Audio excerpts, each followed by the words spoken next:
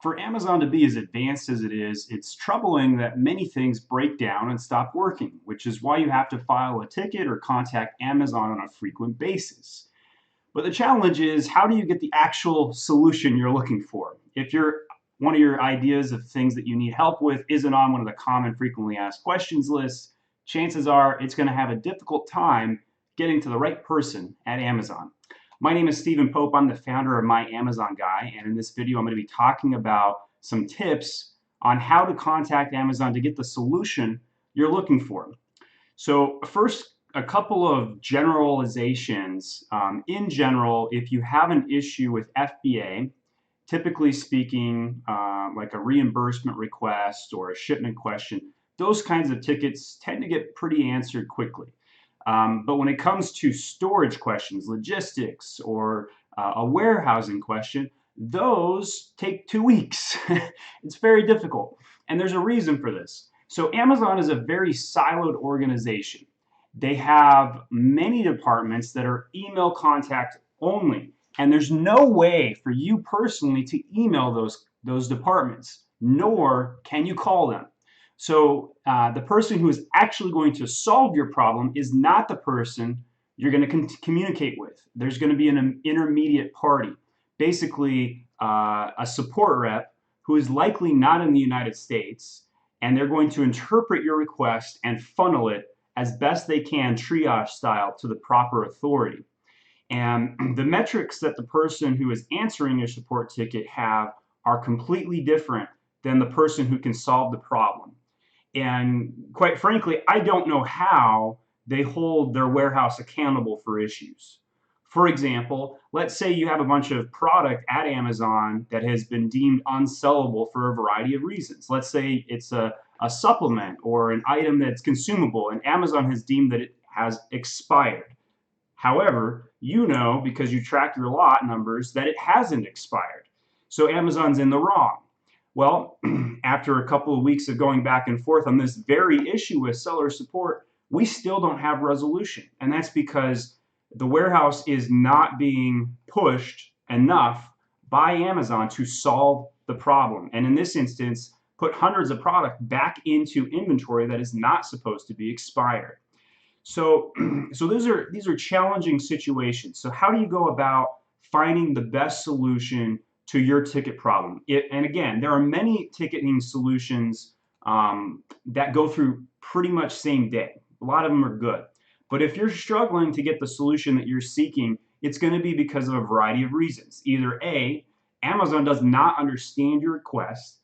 B, they've made an Amazon policy change that you can't actually get the solution you're looking for. Or C, it's just not getting to the right department. And, or I guess let's throw D in there, or D, they just don't care enough to solve your problem, or seemingly, right? All right, so let's go into some tips that you can do. So first of all, I highly recommend anytime you file a ticket with them, you don't try and impact the problem. Just state the problem and request a solution. If your ticket is 2 sentences, that's better than if it's paragraphs long, because it's much easier to interpret. So for example, problem: I need my brand name changed on Amazon's detail page. Solution: please change brand name from A to B. Done. And make sure you list the ASIN or the product involved on that. That's a very easy to interpret ticket, and you're more likely to get a valid outcome to that.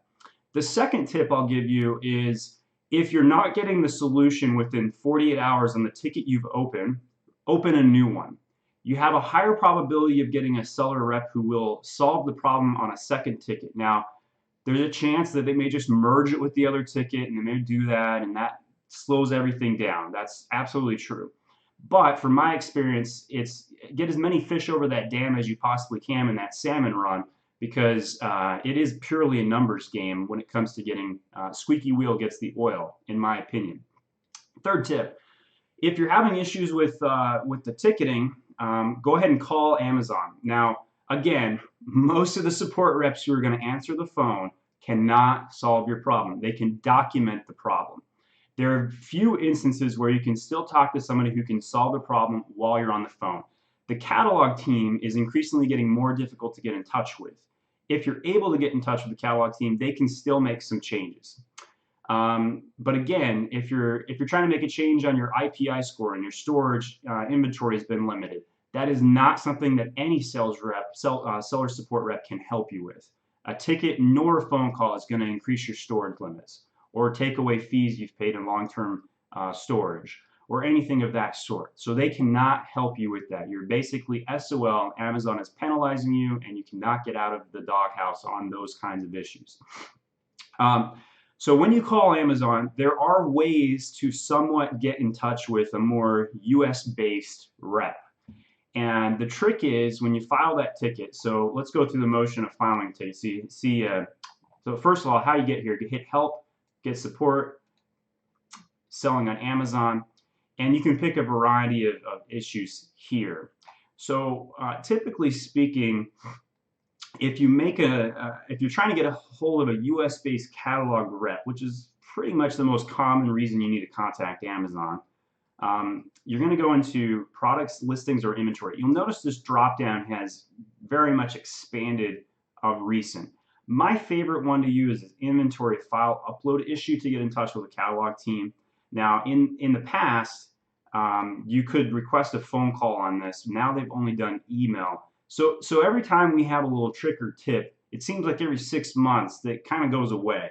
So if we look at this, our goal on this is to find which one allows us to get a phone call into Amazon. That's kind of what we're doing. So we could go to trouble adding product. See, all of these solutions are basically trying to funnel you through the self-help, and obviously you've already attempted those, so you're trying to get in contact with them. And again, now we finally found one that you can do the phone call. So let's go trouble adding a product, state your catalog issue, and make it a descriptive thing that they can solve. So for example, if I needed to change a detail page for various reasons, I would say change detail page, yada yada, please change X to Y, and here you go. Okay.